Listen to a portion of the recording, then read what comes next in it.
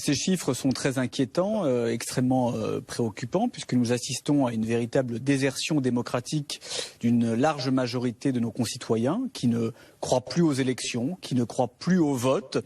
Et ça devrait préoccuper notre gouvernement qui, il faut bien le dire, n'a rien fait pour intéresser les Françaises et les Français à ces élections.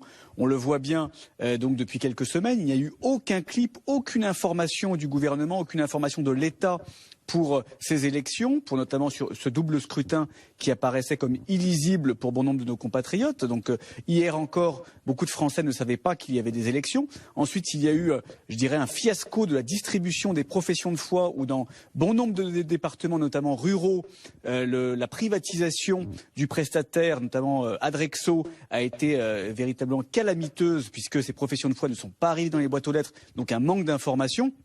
Et puis, il faut bien le dire, il y a un problème de fond. Beaucoup de Français se détournent de la démocratie parce qu'ils considèrent à tort que ça ne va pas résoudre leurs problèmes. Ils considèrent à tort que ne pas voter, finalement, c'est envoyer un message de défiance vis-à-vis du pouvoir. Moi, je leur dis que c'est tout l'inverse. En s'abstenant, ils font le jeu du gouvernement. Une abstention, c'est une voix pour Macron.